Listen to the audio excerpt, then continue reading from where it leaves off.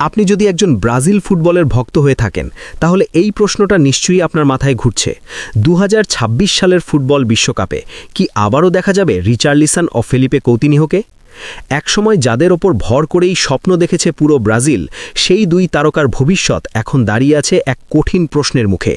সামনে আর মাত্র কয়েক বছর এর মধ্যেই ফর্ম ফিটনেস আর পারফরম্যান্স দিয়ে নিজেদের প্রমাণ করতে হবে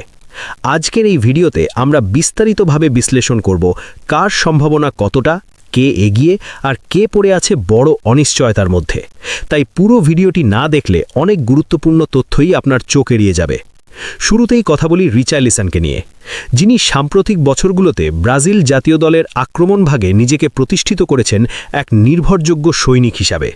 2022 কাতার বিশ্বকাপে তার গোল বিশেষ করে সার্বিয়ার বিপক্ষে অসাধারণ বাইসাইকেল কিক এখনও ভাসে ফুটবল প্রেমীদের চোখে শুধু গোল নয় মাঠ জুড়ে তার পরিশ্রমী মানসিকতা ডিফেন্সে নেমে প্রেসিং করা এবং বড় ম্যাচে দায়িত্ব নিতে না ভয় পাওয়া এই গুণগুলোই তাকে কোচদের কাছে আলাদা করে তুলেছে যদিও ক্লাব ফুটবলে তার কেরিয়ার সবসময় মসৃণ ছিল না কখনো ফর্মহীনতা কখনো ইনজুরি তাকে থামিয়ে দিয়েছে তবুও জাতীয় দলের জার্সিতে তিনি বরাবরই আলাদা রিচার্লিসন কোচরা অনেক সময় ক্লাব পারফরম্যান্সের চেয়েও জাতীয় দলের কার্যকারিতাকে বেশি গুরুত্ব দেন আর এই দিক থেকে রিচার্লিসন এখনও বেশ ভালো অবস্থানে আছেন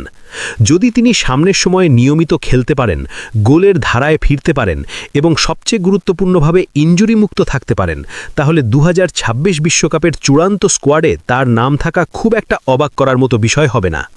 বয়সও তখনও তার পক্ষে থাকবে অভিজ্ঞতার সাথে সাথে ম্যাচিওরিটিও বাড়বে যা ব্রাজিলের মতো দলের জন্য অত্যন্ত গুরুত্বপূর্ণ এখন আসি ফেলিপে কৌতিনিহোর কথায় একটি নাম যেটা শুনলেই একসময় ব্রাজিল ফুটবলের সৃজনশীলতার ছবি ভেসে উঠত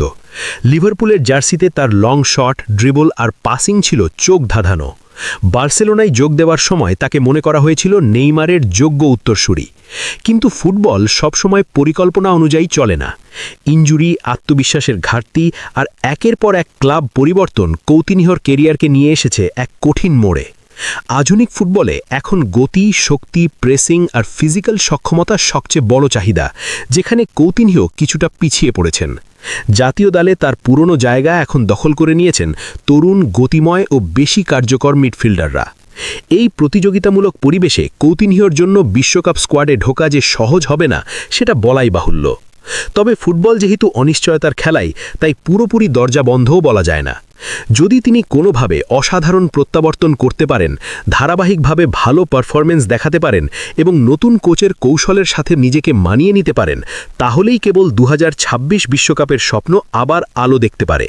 কিন্তু বাস্তবতা হলো এই মুহূর্তে তার অবস্থান রিচার্লিসনের তুলনায় অনেক বেশি অনিশ্চিত